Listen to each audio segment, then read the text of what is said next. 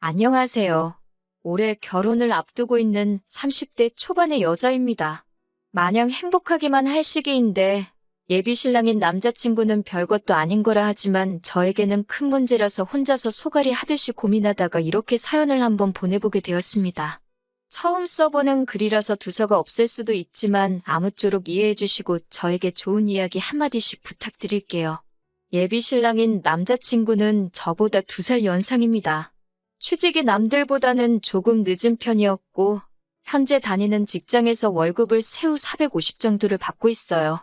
기본급이 최저시급으로 계산돼서 실제로는 140만 원이 조금 안 되는 월급을 벌고 있기는 하지만 일하는 결과에 따라 추가로 수당이 나와서 월급이 저렇게 높습니다. 영업과 관련된 일을 하고 있기 때문에 아무리 못 벌어도 한 달에 400만 원은 안정적으로 벌고 있다고 말해줬어요. 저는 미술을 전공해서 현재는 디자인 계통 일을 하고 있고 원래는 국내에서 이름 있는 회사를 다니다가 회사를 나와서 혼자 프리랜서로 활동을 하고 있습니다. 일을 받아오는 만큼 벌이가 많은 편이라 회사에서 받는 안정적인 수입을 포기한 건 아쉬운 일이지만 회사 다닐 때보다 시간을 탄력적으로 활용할 수 있어서 다시 회사로 돌아가고 싶다는 생각을 해본 적이 없어요. 벌이는 평균적으로 한 달에 300만 원 근처를 오고 가고는 있지만 말씀드린 대로 시간을 엄청 탄력적으로 활용을 하고 있는 상황이고 제가 조금만 더 욕심낸다면 남자친구가 벌어오는 돈만큼을 저도 벌어올 수 있습니다.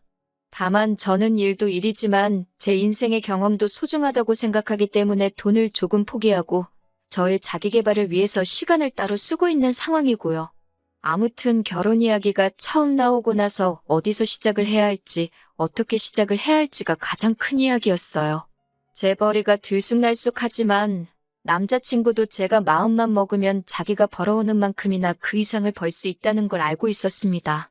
한 달에 벌어오는 월급이 서로 비슷하다는 전제하에 각자 결혼을 위해서 돈을 얼마나 모았는지 물어보게 되었어요. 저는 대학 졸업하고 곧바로 취직을 해서 사회생활을 한 기간도 길었고 그 경력을 바탕으로 프리랜서 전향을 했던 것이기 때문에 모아놓은 돈이 그래도 꽤 많은 편이었어요. 프리랜서로 전향했을 때 수입이 없어질 수도 있다는 걸 대비해서 조금 무리해서 돈을 모았었거든요. 그래서 저는 결혼을 앞두고 7천만 원이라는 금액을 모아둔 상태였습니다. 남자친구가 모아놓은 돈은 제가 모아놓은 돈의 반도 되지 않았어요. 하지만 돈을 얼마나 모았는지는 중요하게 생각하지 않기로 했습니다. 다 각자만의 사정이 있는 법이고 남자친구가 저보다 나이는 많을지언정 사회생활 기간은 짧으니 당연히 돈을 덜 모았을 수도 있다고 생각했거든요.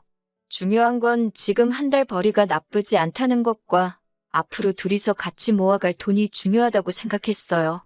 각자 모아놓은 돈을 합치면 아파트까지는 아니어도 적당한 빌라 전세로 시작을 할 수 있었거든요. 남자친구도 빌라에서 전세로 시작하는 데에는 별다른 이견이 없었습니다. 서로의 연봉을 대충이나마 알고 있기 때문에 못해도 5년 뒤면 대출 끼고 30평대 아파트로 이사를 갈 수 있을 거라는 계산이 섰기 때문이에요. 그래도 각자 꽤나 괜찮은 돈을 받으며 일을 하고 있기 때문에 남자친구나 저나 서로 부모님께 지원을 받을 생각은 없었습니다. 그런데 지원을 받지 않으려는 이유부터가 서로 다르더라고요. 저 같은 경우에는 어렸을 적부터 아버지께서 중국 쪽에서 물건을 수입해오는 사업을 하셨고 그 사업이 잘 되는 편이어서 유복한 가정에서 자랐습니다. 여유가 있는 집이었기에 미술도 어릴 적부터 시작할 수 있었던 것이고요.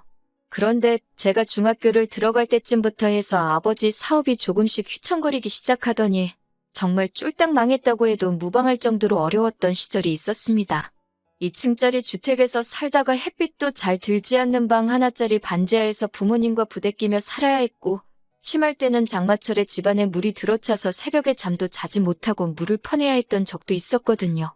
그런데도 그때 아버지도 그렇고 어머니도 여태껏 공부해온 미술인데 제가 꿈을 포기하게 하고 싶지 않으시다고.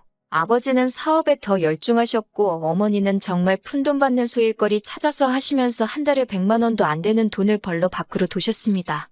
그러면서 값비싼 미술 도구를 마련해 주시며 제가 계속 공부를 할 여건을 마련해 주셨고요.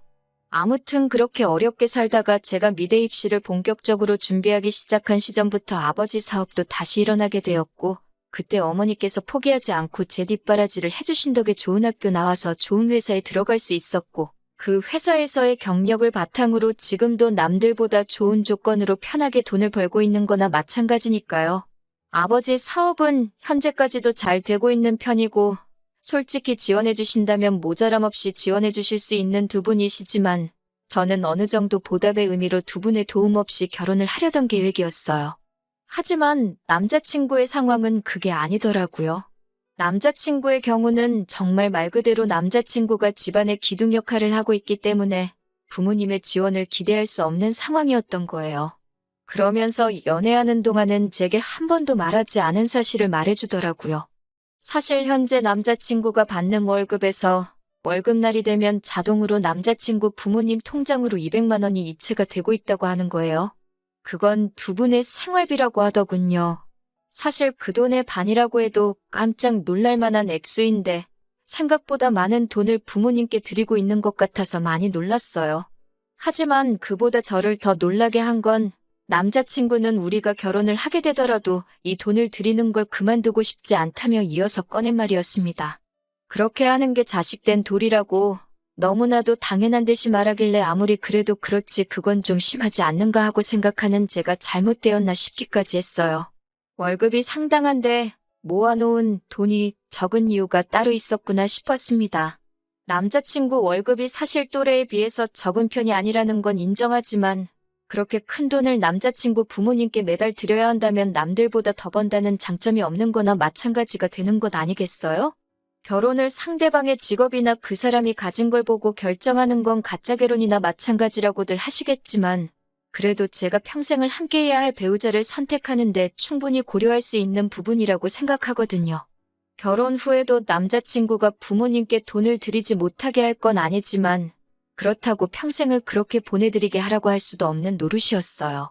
그리고 지금이야 200만 원이지만 앞으로 결혼 후에도 남편 벌이가 더 좋아지게 된다면 그 금액으로 동결되는 게 아니라 더 많은 돈을 드릴 수도 있겠다는 생각도 들었어요. 그래서 잠시간 고민하다가 남자친구에게 부모님께 생활비나 용돈을 드리는 걸 반대하는 건 아니지만 그건 금액이 조금 크지 않냐고 솔직한 마음을 꺼냈습니다. 돌아온 건 남자친구의 황당한 반응이었어요. 정년퇴직하신 아버지와 평생을 전업주부로 살아온 어머니가 지금은 자기 하나만을 바라보고 살고 계시는데 어떻게 결혼을 한다고 여태껏 드리던 걸 끊을 수 있겠냐고 정색을 하더라고요.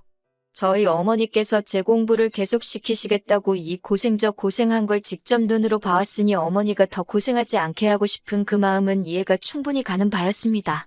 하지만 이해할 수 없는 건 저희 집이 어려웠을 적에 저희 어머니는 직접 발벗고 나서서 정말 푼돈일지라도 가게에 도움이 되기 위해 발로 뛰셨거든요. 그런데 남자친구의 부모님은 굴곡 없이 안정적으로 직장 생활을 하셨다지만 아무리 그래도 아직 장가도 안 간 자식에게 생활비를 그만큼씩 부담시키신다는 게 이해가 가질 않았어요. 반대의 입장이라면 저희 어머니께서는 분명 제가 부담을 갖게 하지 않기 위해서 다시 일을 시작하셨을 거라 믿어 의심치 않았거든요. 그래도 결혼하게 되면 시부모님이 되실 분들인데 그게 잘못되었다는 둥 말을 꺼낼 수는 없었습니다. 남자친구와 더 투닥거리 하고 싶지도 않았고요. 그래서 대충 이야기를 마무리 짓고 집으로 돌아왔습니다. 집으로 돌아오는 길에도 계속해서 머릿속에 숫자들만 오고 가고 아무리 그래도 돈을 그렇게 드리는 게 맞나 싶은 생각이 들다가 자식된 도리로 효도를 못하게 할 수도 없는 노릇 아닌가 하는 생각을 하다가 그렇게 갈팡질팡 한참을 생각하고 있었습니다. 남자친구 말에 그러겠다 대답을 한 적이 없으니 남자친구도 제 대답을 기다리고 있을 거예요. 다행히 영업 관련 일을 하고 있는 남자친구 직업 특성상 이번 주 내내 도통 시간이 나지 않는다 하여 아직 대답은 하지 않았어요. 하지만 제가 언제까지 피한다고 피해지는 사이도 아니고 그렇게 하자고 하기도 그렇고 그렇게 하지 말자고 하기도 그런 상황입니다. 정말 어떤 대답을 하는 게 가장 좋을까 벌써부터 걱정이 되네요. 어떻게 해야 하는 게 좋은 건가요? 정말 머릿속에 생각이 많아 정리도 안 되고 스트레스만 쌓여갑니다. 안녕하세요. 남자친구가 결혼 후에 부모님께 생활비로 200씩 보내겠다는 말에 스트레스를 받고 있던 예비 신부입니다. 남자친구와 완벽하게 이별하게 되어서 후기를 보내달라는 요청에 이렇게 다시 한 번 더 펜을 들었습니다.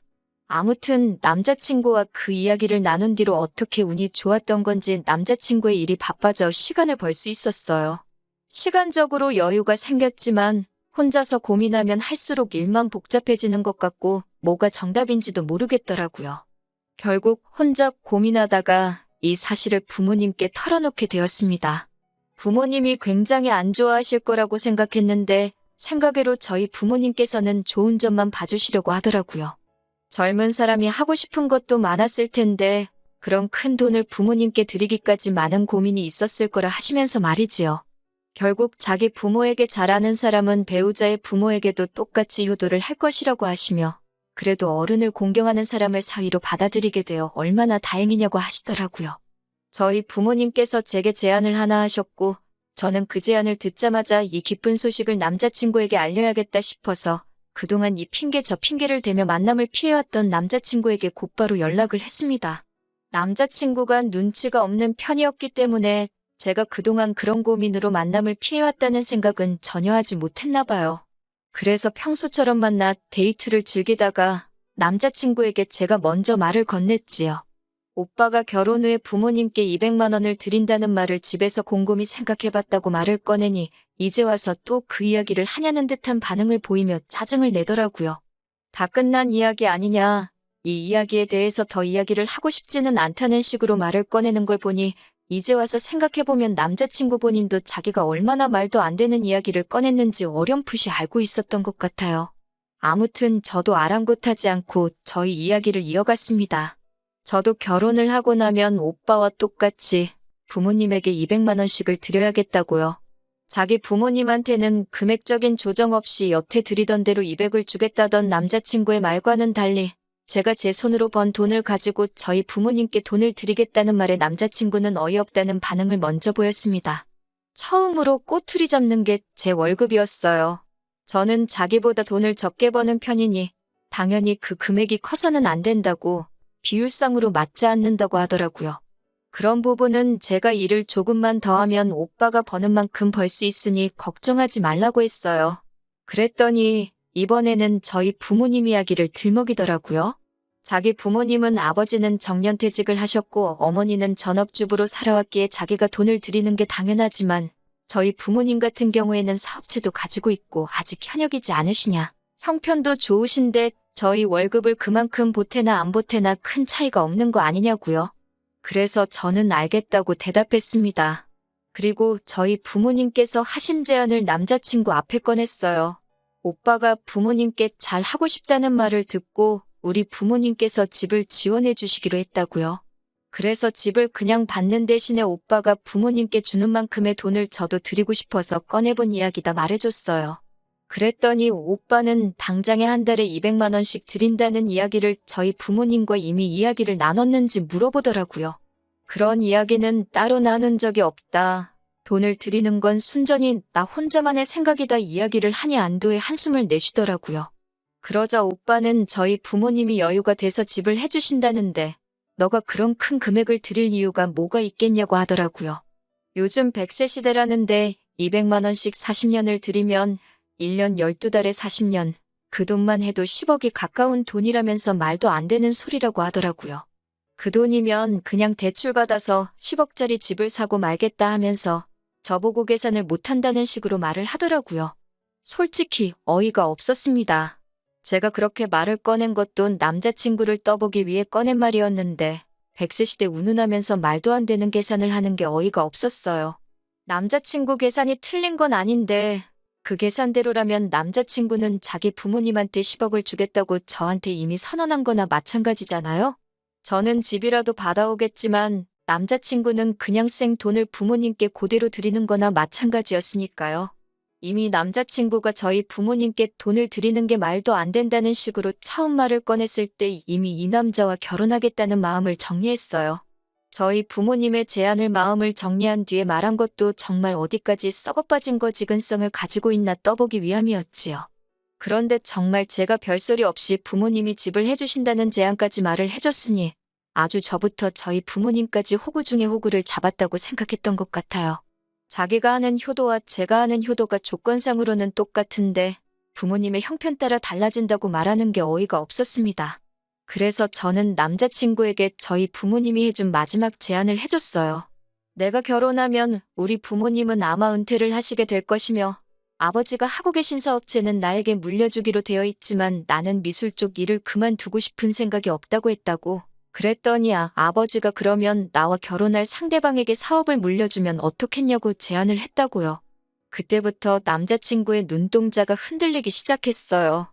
남들 비윗장 맞춰가며 하는 일에 실증도 많이 나 보였었는데 아버지가 사업체를 물려줄 수도 있다는 말에 관심이 가기 시작한 것이죠. 남자친구는 정말 벅차오르는 듯한 표정을 숨기지 못하면서도 그 상황에서는 한번 튕기더라고요. 아마 그때까지도 구구절절히 남자친구에게 유리한 제안을 계속해서 꺼내고 있으니 제가 마치 자기 아니면 다른 사람을 만날 생각도 없고 자신과 결혼하려고 환장한 여자라고 생각했나 봐요. 자기가 어떻게 그 사업을 곧바로 물려받겠냐며 우리가 결혼을 하고 나면 자기가 지금 다니는 회사를 그만두고 아버지 회사로 들어가서 일을 배우는 게 순서가 아니겠냐고 하면서요. 그러면서도 그렇게 자기에게 유리한 제안을 들려줬는데도 끝까지 부모님 용돈 드리는 이야기에 대해서 다시 생각해보려 하는 모습은 하나도 없더군요. 그때 남자친구와 결혼할 생각이 싹 사라지기는 했지만 이별의 말을 꺼내는 게 너무 어려워서 아무 말도 하지 못하고 그냥 집에 들어와 버렸습니다. 그리고 남자친구에게 어떻게 이별하자는 말을 꺼내야 할까 하루하루 고민하면서 보내고 있었는데 얼마 뒤 남자친구에게 연락이 왔어요. 언제부터 아버지 회사에 출근하면 되냐고 말이죠. 자기는 지금 회사를 그만두고 오는 길이라고요. 그 말을 듣고 나서야 비로소 저도 닫혀있던 입이 뚫리더라고요. 누가 오빠한테 아빠 회사를 물려준다고 그랬냐 따지니 남자친구가 당황한 목소리로 너가 분명히 장인어른께서 결혼할 상대방에게 회사를 물려주기로 했다고 하지 않았느냐고 하면서요. 그래서 제가 그건 맞는데 왜 우리 아빠가 오빠한테 장인어른이냐고 오빠랑은 결혼 이야기가 오갔을 뿐이지 아직 양가 부모님도 안 만난 상황이 아니냐고 했어요. 그랬더니 남자친구는 잔뜩 당황한 목소리로 그게 무슨 말이냐고 하더라고요. 그래서 저는 오빠가 자기 부모님한테만 용돈을 드리고 우리 부모님한테는 안 줘도 된다는 그 말을 했을 때 이미 결혼하고 싶다는 마음을 접은 상황이라고? 미리 말 안 해줘서 미안하지만 오빠도 부모님 용돈 이야기부터 회사 그만두는 것까지 나한테 한마디 상의 없이 혼자 정한 거 아니냐고. 김칫국은 오빠가 혼자 마신 거니 그건 제가 어떻게 해줄 수 있는 문제가 아닌 것 같다고. 여태 한 것처럼 오빠 혼자 알아서 북치고 장구치고 다 하라고 말하고는 전화를 끊어버렸어요. 그리고 이렇게 남자친구와는 파혼과 이별까지 하게 되었네요. 당연히 남자친구는 그날부터 저에게 연락해서 자기가 생각이 짧았다고 부모님께 드리는 용돈이고 뭐고 제게 경제권을 넘길 테니 다시 만나만 달라는 식으로 연락이 왔어요.